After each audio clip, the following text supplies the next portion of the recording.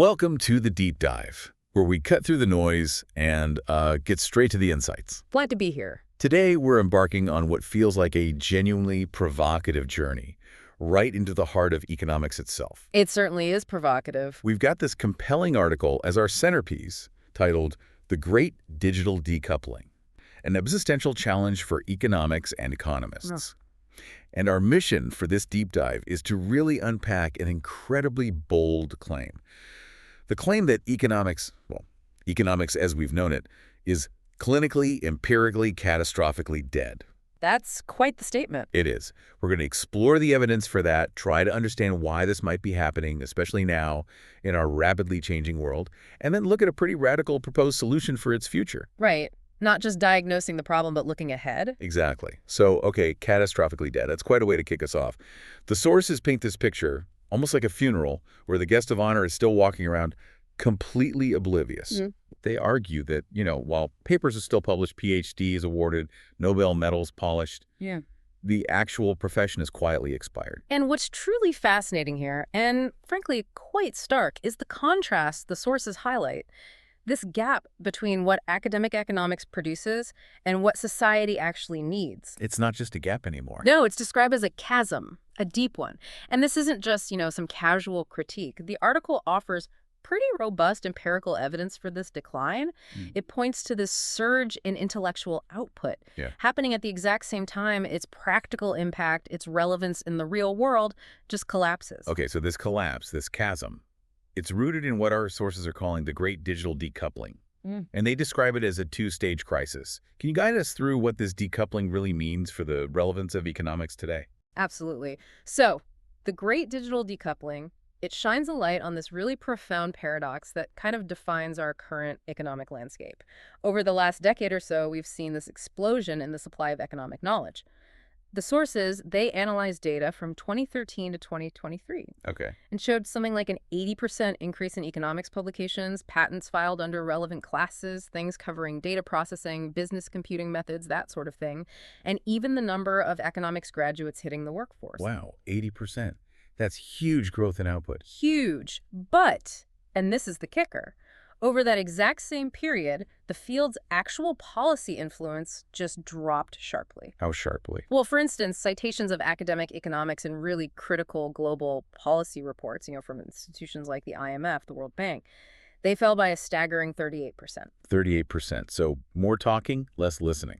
That's basically it. The more economists spoke, the less anyone, particularly policymakers, it seems, seemed to care or listen. Okay, an 80% increase in output, but a 38% decrease in influence. That's, it's not just staggering, it's a deeply troubling trend, isn't it? It is. But I wonder, could some of that influence drop also be, maybe down to other factors, like maybe just a more fragmented media landscape, or perhaps shifts in how policy gets made these days? Is it definitely just the economists losing impact? That's a fair point, and the sources do anticipate that. They acknowledge that, sure, broader shifts in the whole information ecosystem, they definitely play a role. But the core argument here, the real crux of it, is that the quality and the applicability of the economic advice itself has diminished. Diminished to the point where it's almost irrelevant for the massive challenges of our age. So the advice just isn't fit for purpose anymore. That's the argument. And it raises this really important question for all of us. If the discipline is producing more, but influencing less, is it because the advice is just outdated?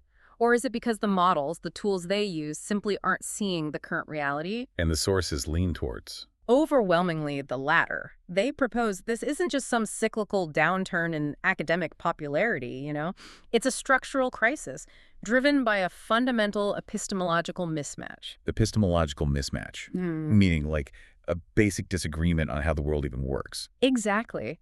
A mismatch between how economists model the world versus how the world, especially the digital world, actually operates now. Okay, so this great digital decoupling, it didn't just happen overnight. It's this two-stage process. Yeah. Can you walk us through that first stage, the conventional decoupling, which apparently started becoming clear after the 2008 global financial crisis? Right, the GFC. That was a really stark, very public awakening to some critical failures in the mainstream models. Which models specifically? Well, the prevailing macroeconomic models, particularly these things called dynamic stochastic general equilibrium models, DSGE for short, DSGE, okay.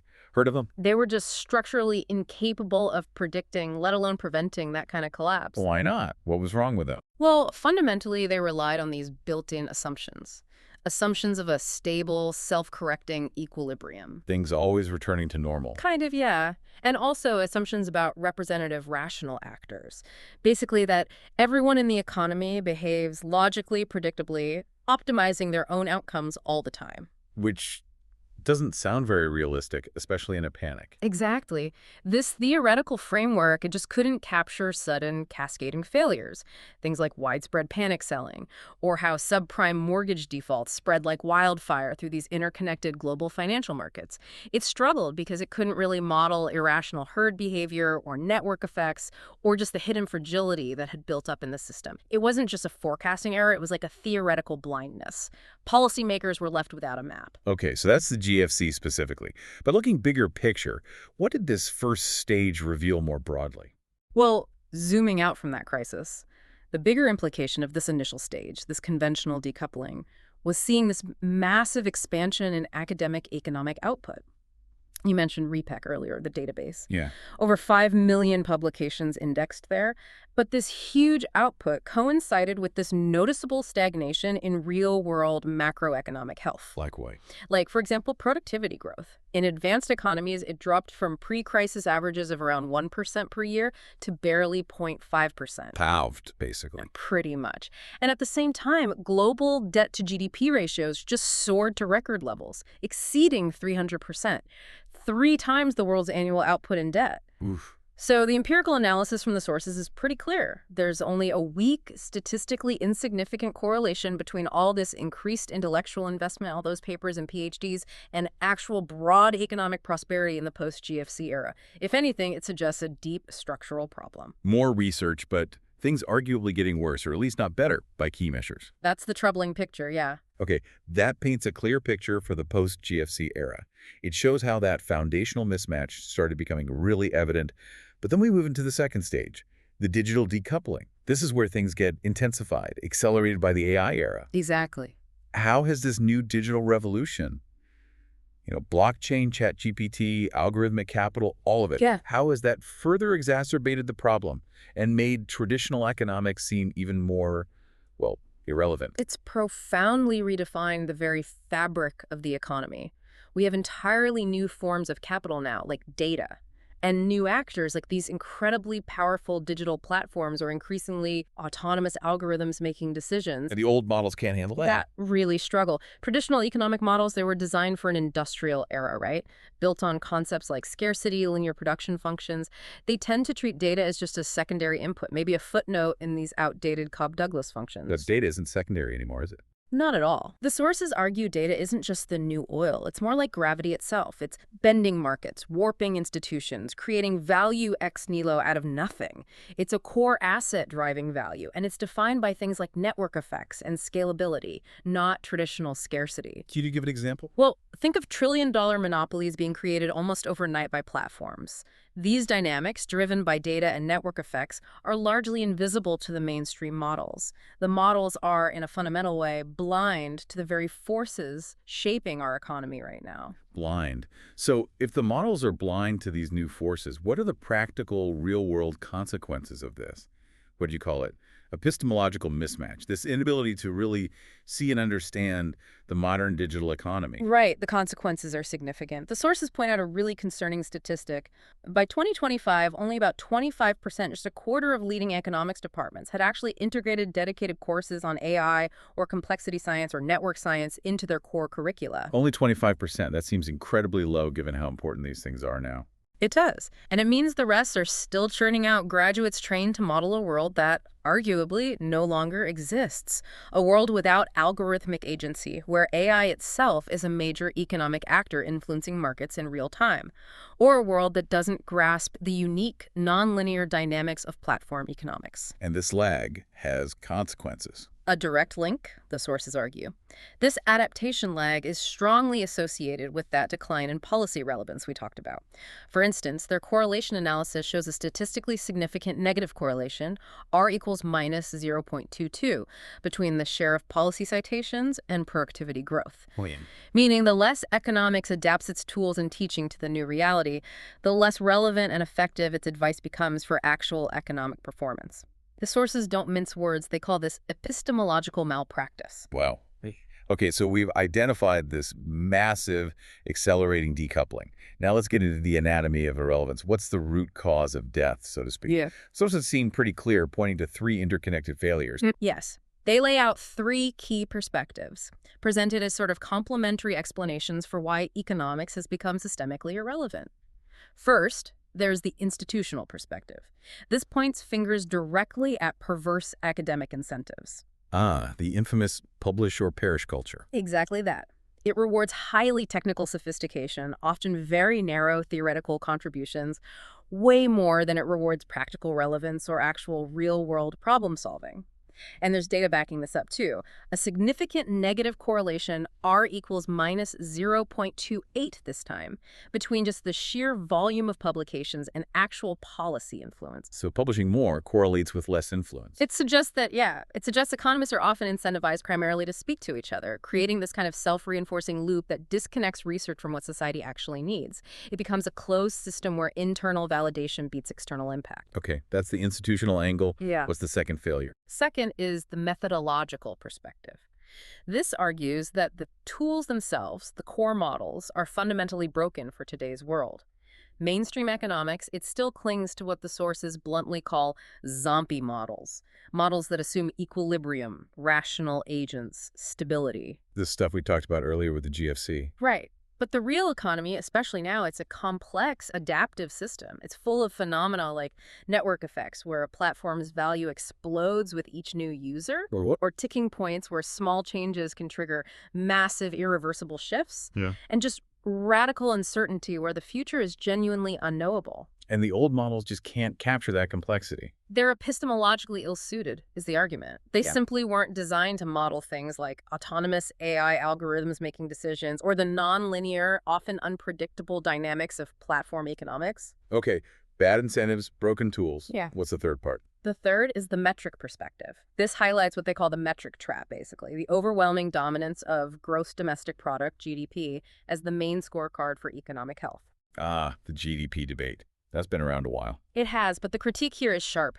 GDP measures market activity, sure, but not genuine welfare or well-being. It famously counts things like oil spills or rebuilding after disasters as growth because money changes hands. Yeah. It completely ignores unpaid care work, mostly done by women in households.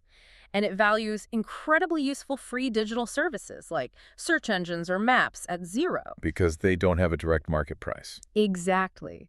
And as organizations like the OECD and the Stiglitz Commission have rigorously shown, this blind devotion to GDP systematically underestimates actual well-being, environmental sustainability, and social inclusion. The sources use a vivid analogy. If GDP were a doctor, it would measure cancer as proof of a healthy metabolism just because there's a lot of activity. It's simply an outdated map for navigating a radically new landscape. That's a powerful analogy. So it really does sound like this perfect storm. Institutional problems, methodological flaws, and the wrong measurement focus. That's the picture painted, yes. But I have to ask, is there any counter-argument?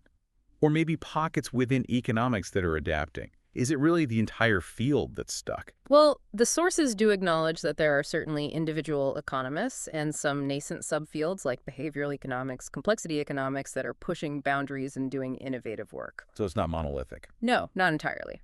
But the argument is that these are largely isolated efforts fighting against the tide. The systemic incentives, those entrenched methodological biases, and the pervasive reliance on GDP. It means that at the institutional level, the profession as a whole is failing to adapt effectively or quickly enough. And the statistics we discussed seem to bear that out. Falling productivity growth despite more research, rising debt, stubbornly high youth unemployment in many places. Right, the disconnect between output and outcomes. Exactly. That weak negative link between more publications and actual growth, and the statistically significant drop in policy relevance as academic output expanded. It suggests those innovative pockets haven't been enough to change the overall trajectory. They're struggling against an increasingly irrelevant mainstream. Okay. So given all that, it really does sound like we're not just talking about patching a leak here. It's more like the ship was built for a different ocean entirely. That's a good way to put it. Which brings us to the idea of reform. The sources seem quite dismissive of just tweaking things around the edges, maybe adding a data science module here, a behavioral econ course there. Why are those kinds of incremental changes seen as fundamentally insufficient? Because the argument is that the very ecosystem of the economy has transformed so deeply. The paper uses that analogy. It's like brass polishing on the Titanic. But the iceberg isn't just ice anymore. It's made of blockchain, ChatGPT, algorithmic capital. These forces have fundamentally reshaped the very physics of economic interaction. The core structure of the traditional economic paradigm, it was simply never designed for these waters. Waters where value isn't just about scarcity or linear production, but about network effects, data ownership, autonomous algorithmic behavior. So adding a Python course doesn't fix the underlying theory being taught. Exactly. Those small adjustments are seen as merely cosmetic. They don't address the deep-seated issues, the flawed assumptions, the inadequate tools, the misleading metrics that make the old ship inherently unsuited for this new, dynamically complex, digitally native ocean.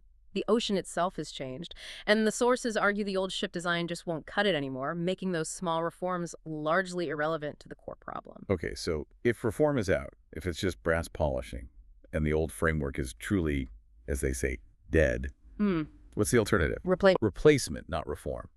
And this is where our sources introduce Dr. Shalaby's Digital Sustainable Growth Model, the DSGM. What exactly is this new operating system for economics?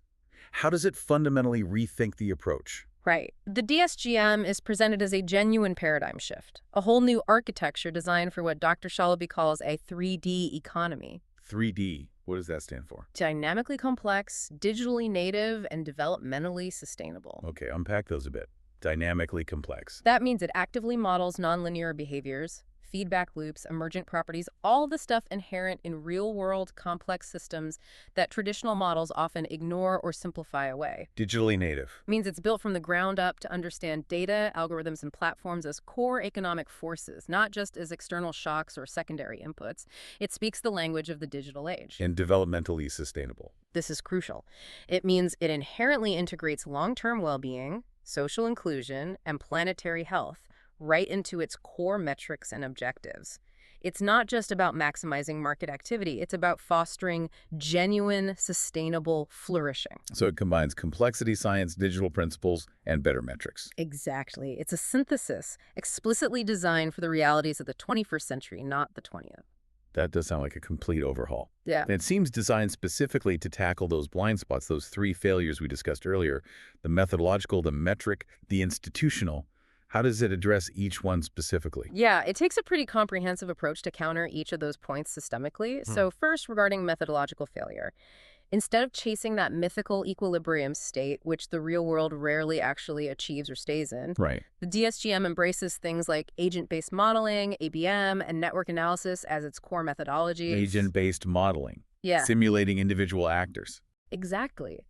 It allows economists to simulate how lots of different heterogeneous agents, individual households, firms, regulators, even autonomous algorithms, how they actually interact within these complex, often digital networks. This lets you directly model things like network effects, information cascades, emergent systemic risk, finally aligning the tools with the true object of study, the complex system itself. Okay, so better tools. What about the metric failure, the GDP trap? It tackles that head-on. It decisively moves beyond just GDP. The DSGM framework involves building multidimensional dashboards. Dashboards, like indicators beyond just output. Precisely. Dashboards that explicitly prioritize things like sustainability indicators, measures of inclusion and inequality, and markers of resilience and well-being right from the very start. This ensures that the goal of research and policy, guided by this model, is inherently aimed at genuine human and planetary flourishing, not just chasing a narrow, often misleading measure of market activity. It provides a much more holistic and accurate scorecard for progress. Makes sense. And the third one, the institutional failure, the publish or perish problem, the lack of real-world relevance? Well, DSGM-oriented research, by its very nature, tends to be much more applied and interdisciplinary How so? because it focuses on simulating and trying to design solutions for real-world systems. It naturally values tangible outputs like usable code, open data transparency, and demonstrating actual policy impact. This inherently creates a different kind of incentive structure, one that rewards relevance, practical problem solving, and actionable insights, rather than just academic publications that might only circulate within the ivory tower. It aims to reconnect research with reality. This really does sound like a blueprint for a genuinely new kind of economics. hmm But is it just theory? Or are there any real-world examples, even early ones, of these kinds of principles actually working today? No, it's definitely not just abstract theory. The sources point to glimpses of a DSGM-aligned future that are already emerging. Such as? Well, Denmark's experiment with a talent stock market is cited as a live example. A talent stock market. What's that? It uses AI to dynamically match workers' evolving skills, like really granular skills with real-time market demand. And it explicitly tries to account for network effects and potential algorithmic bias in the matching process. So it's using AI and systems thinking for the labor market. Exactly. It demonstrates how a systems-oriented understanding, plus an emphasis on adaptive ethical design, which are key tenets of DSGM, can potentially create more resilient and efficient labor markets. We also see central banks starting to seriously simulate the potential impacts of digital currencies, understanding their systemic effects before just unleashing them onto the financial system. That's a classic DSGM approach, using simulation to understand emergent complexity. Probing the system before changing it drastically. Right. And regulators are also increasingly waking up to the fact that algorithmic bias, embedded in everything from credit scoring to hiring decisions, needs to be audited and managed almost like financial risk. That's a move towards embedding ethical considerations and real-world impact directly into economic governance. These are all concrete examples, the sources argue, of an economics that tries to actively design adaptive, ethical, resilient institutions rather than just describing, often poorly, a world that maybe doesn't exist anymore. Fascinating. Okay, so wrapping this up, what does this all mean for you, the listener, who's curious about the future of our economy, our society?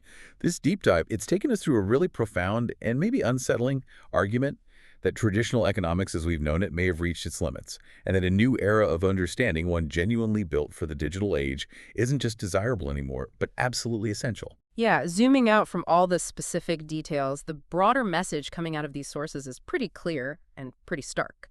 Clinging to outdated models, outdated metrics, while the world transforms digitally all around us. The sources call it intellectual malpractice and policy negligence. Strong words. Very strong.